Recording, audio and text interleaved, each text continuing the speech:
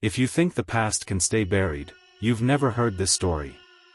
Subscribe, and let's begin. The shock. The hammer struck plaster, and the sound echoed through the empty Brighton house like a heartbeat in a tomb. It was early spring 2013. Rain lashed against the windows as two builders, Tom Reeves and his apprentice Dylan, gutted what had once been a modest 1950s family home. The place smelled of dust and damp timber, the kind of scent that carried stories no one wanted to tell.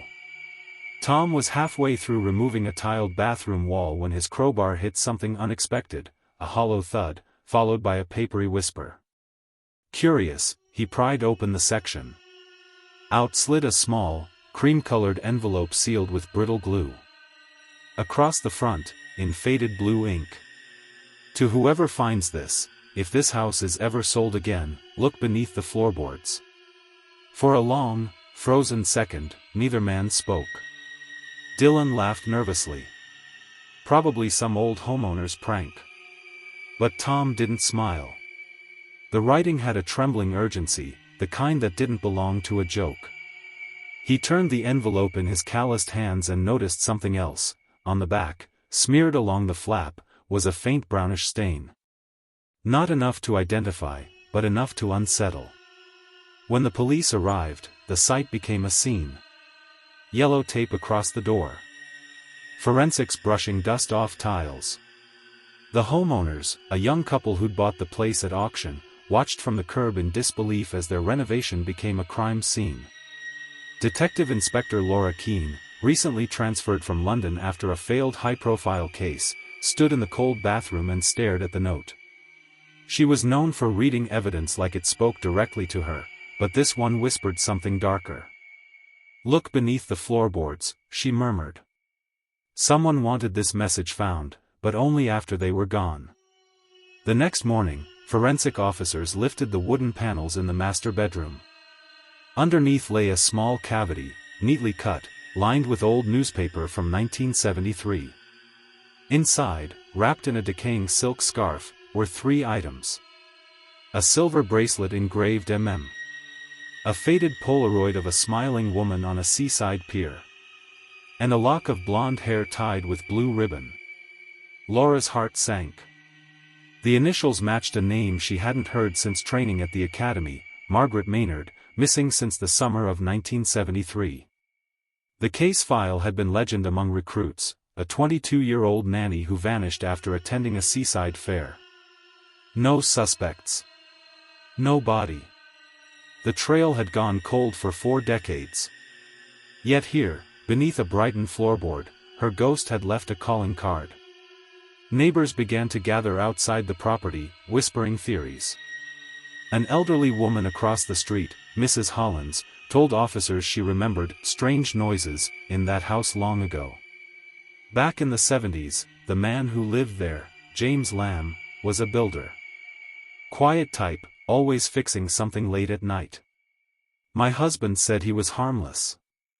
But I remember hearing crying once. Thought it was the radio. James Lamb.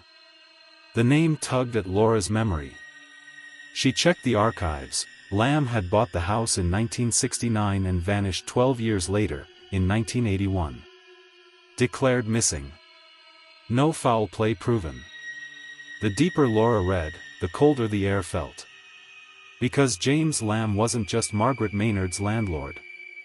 He was the last person ever seen with her alive. Forensics confirmed the bracelet's metal dated from the early 70s. The photograph, though faded, had a stamp on the back from a local pier kiosk, a kiosk that had burned down in 1974. Every clue pointed backward, toward a time long forgotten, except one. When technicians examined the note itself under UV light, they found something invisible to the naked eye, a second line written in different ink, only revealed by fluorescence. It read, "Forgive me. The truth is still here." Laura felt the hairs rise on her neck. She turned to Tom, the builder who'd found the envelope. "Did you say the wall was sealed from the inside?" "Yeah," he replied. "Looked like someone bricked it up, not to hide damage, but to hide that note." Outside, thunder rolled in from the sea. Inside, the officers exchanged glances. A note hidden by a man who'd disappeared. A woman missing for 40 years. And now, physical evidence linking them both. Yet something didn't fit.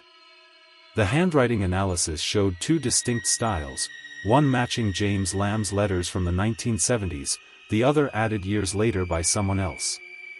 Someone who had found the note, and altered it. That night, unable to sleep, Laura returned alone to the property. The rain had stopped, but the house still groaned in the wind like an old ship. She walked room to room with her flashlight, the beam sliding across cracked wallpaper and empty sockets. When she reached the bathroom, she paused. There was something behind the newly exposed wall cavity, a darker void, deeper than before. She leaned in. Her light caught a faint metallic reflection. A key. Rusted, wedged into mortar. She pried it free and turned it in her hand. Tiny numbers etched along its edge, 37 Maynard St. Her breath caught. That wasn't the address of this house. It was an abandoned property 3 streets away, derelict, condemned for years. Laura dialed dispatch. "I need a team at 37 Maynard Street," she said. "Now." As she stepped back, she noticed something strange about the cavity. The plaster edge was uneven, as if someone had sealed it hastily, and embedded beneath it, a scrap of paper still visible under the torchlight. She pulled it loose. 3 words. Written shakily, almost childlike. "Don't open it." Laura froze. Her reflection stared back from the damp tiles, a lone detective surrounded by secrets that didn't want to be found. Outside, sirens began to wail in the distance. She didn't yet know it, but what they would uncover at 37 Maynard Street would rewrite every detail of the Margaret Maynard case, and prove that some walls don't just hold memories. They hold confessions. The spiral. The sirens reached Maynard Street just after midnight. A derelict 2-story house leaned crookedly at the end of the road, its windows boarded, its number barely visible through peeling paint. The air smelled of wet brick and sea salt. Detective Inspector Laura Keene stood in the glow of flashing blue lights, watching the forensic van unload its gear.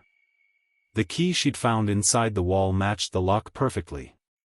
As the door creaked open, the scent of rot and mildew poured out like a secret kept too long. Inside, dust hung thick as fog. Wallpaper peeled in sheets. Empty beer cans rusted into the floor. But near the center of the living room, something caught Laura's eye, a trapdoor, half hidden under a warped carpet. "Get the crowbar," she said quietly. The team pried it open, revealing a narrow staircase descending into blackness. The first officer down coughed at the smell. "Basement's been sealed for years," he muttered. When Laura descended, her flashlight cut through layers of cobwebs. A workbench stood against the far wall, littered with old tools and newspapers. But it was the far corner that froze her in place. There, half buried in dust, was an old suitcase. Inside were dozens of photographs, all of young women, all smiling, all taken in the 1970s. Their names were written on the backs in faded pen. Margaret Maynard's photo was among them. And in the corner of one photo, barely visible, was the reflection of the photographer in a mirror, James Lamb. But there was more.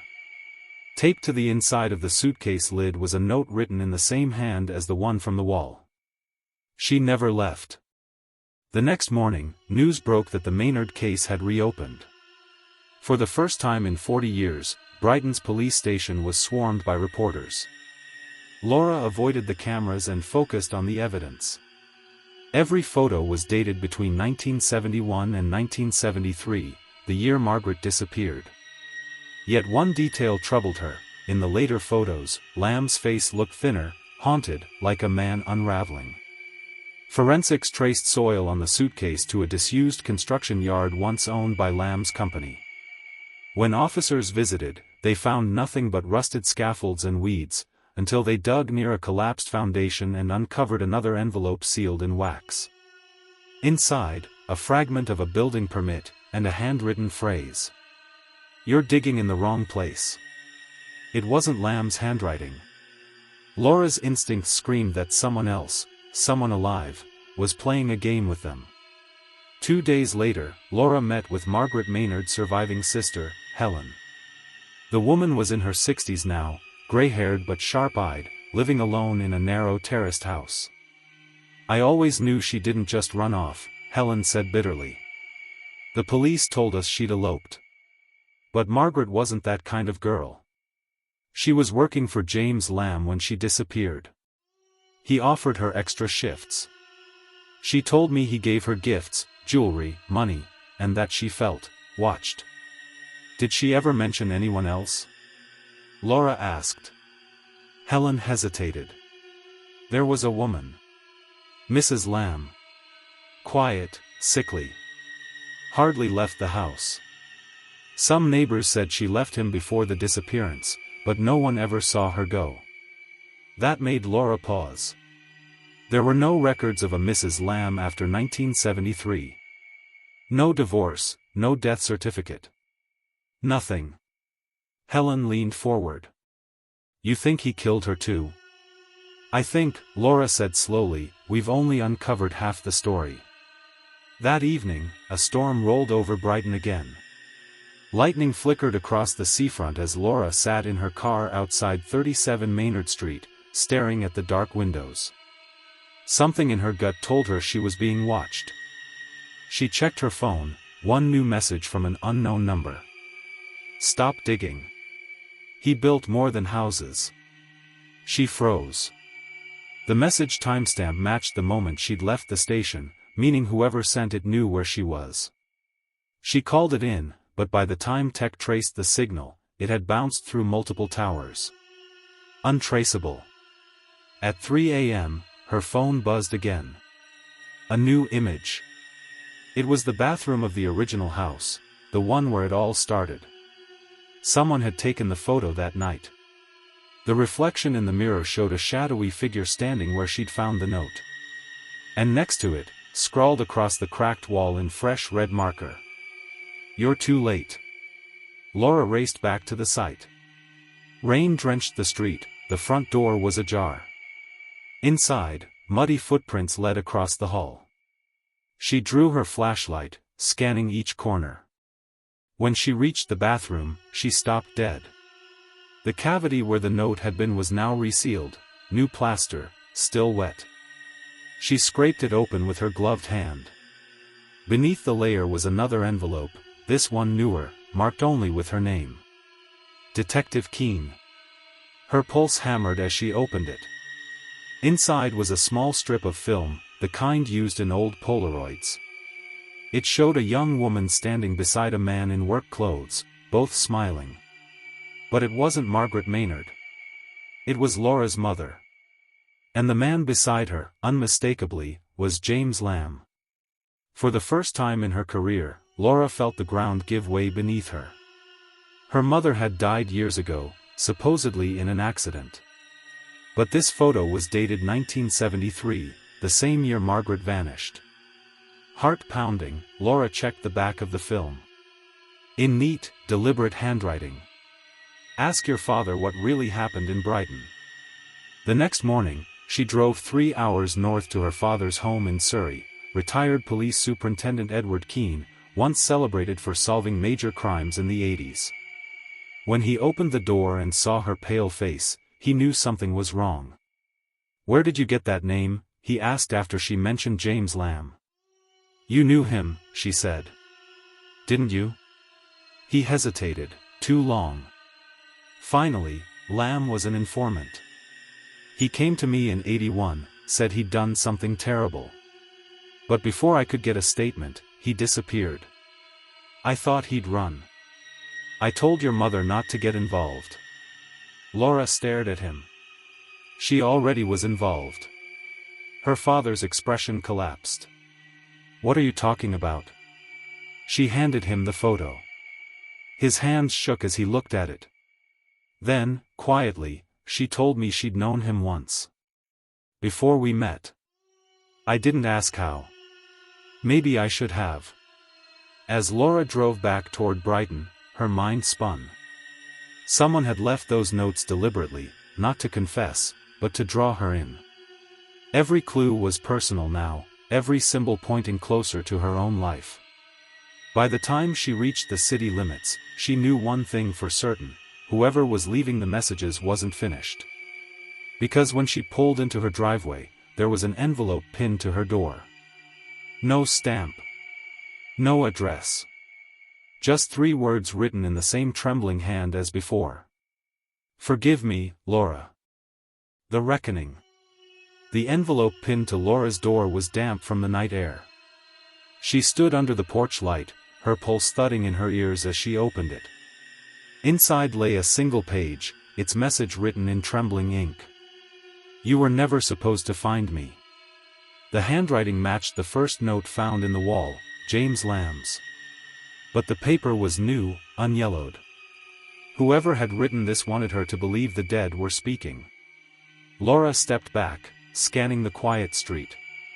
Every shadow felt like it was breathing. The wind carried the faint echo of church bells from the pier. It was 2:15 a.m. At sunrise, she returned to the station, the envelope sealed in an evidence bag. Detective Sergeant Matt Clark, her partner on the case, watched her pace.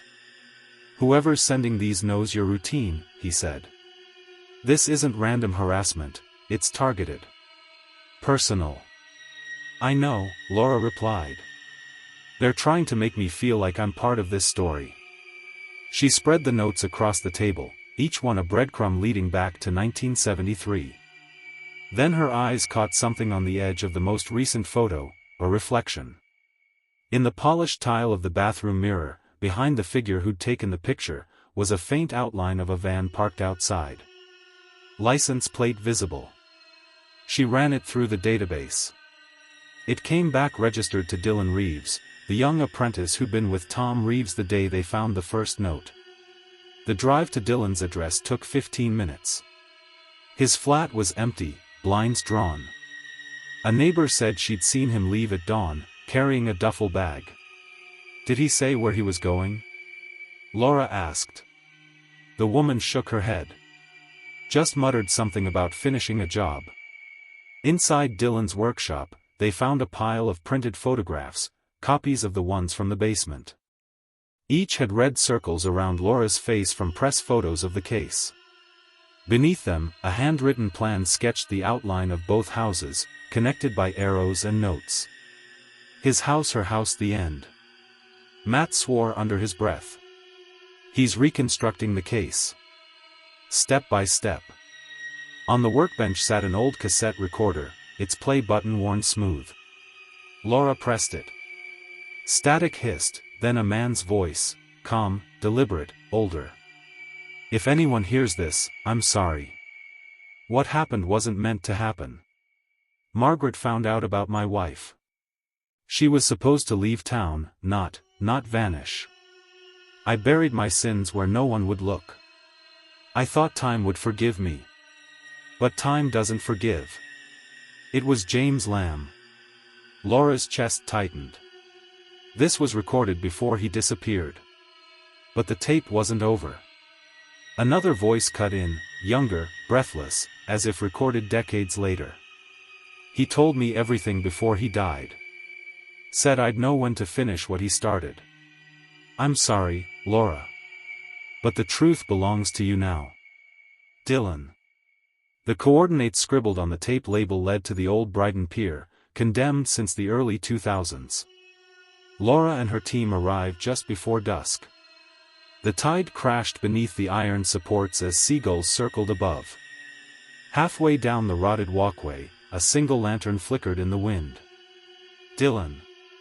Laura called out. "It's over. Step away from the edge."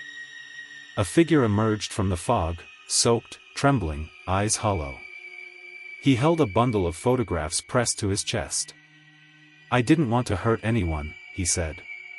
"I just needed people to see what he did. My grandfather wasn't the monster they said he was." Your grandfather? James Lamb, he whispered.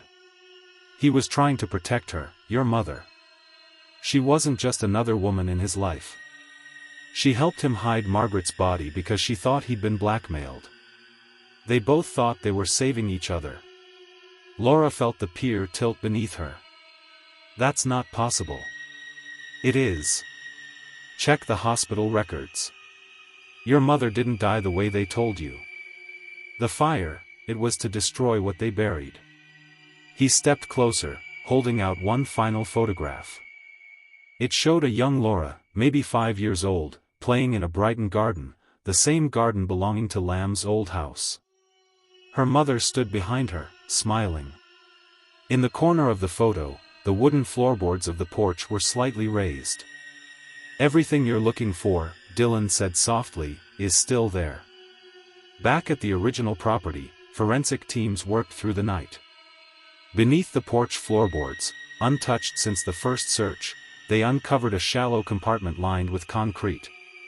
Inside was a small tin box. Laura knelt as they lifted the lid. Inside lay an old diary, pages brittle but intact. The first entry was dated July 1973, written in Margaret Maynard's delicate hand. James says he'll fix everything. But his wife knows. I think she's watching me. Further entries turn darker, the writing frantic. He says he can't choose. That one of us has to disappear. She came to the house tonight. I heard them shouting. He said I should stay quiet. I think she's gone. The final page ended mid-sentence. He told me to hide, under the floor. The ink trailed off. The evidence was undeniable. Lamb's wife had confronted him and Margaret. In the chaos, she'd fallen, an accident, or worse, and Lamb had buried both truth and guilt beneath his own house. But the diary's last page wasn't the end. Tucked behind the binding was one more note, different handwriting, her mother's. Laura, if you ever find this, know that I tried to make it right. I sealed his confession so you could live free of it. Forgive me. The case report concluded that Margaret's death had been accidental. James Lamb's disappearance was ruled a suicide. His remains were later found in the old quarry outside Brighton, where he'd built his final house. Dylan was taken into custody but released under psychiatric supervision. The tapes and letters were preserved as evidence, fragments of guilt passed through generations. And Laura, she stood one last time before the empty house, its windows now boarded for demolition. The sea wind tugged at her coat as she whispered to no one in particular, the truth was never buried. It was waiting. She dropped the final note, the one addressed to her, into the flames of a small steel bin. The paper curled, blackened, and drifted away like dust. Behind her, the diggers roared to life, tearing down the walls that had kept secrets longer than anyone alive could remember. But as the first wall collapsed, something fluttered from within the debris, a strip of old film catching the sunlight, showing the same smiling faces once hidden in darkness. The past, it seemed, never stopped watching. If you think this story was intense, wait till you hear the next one. Subscribe so you don't miss it.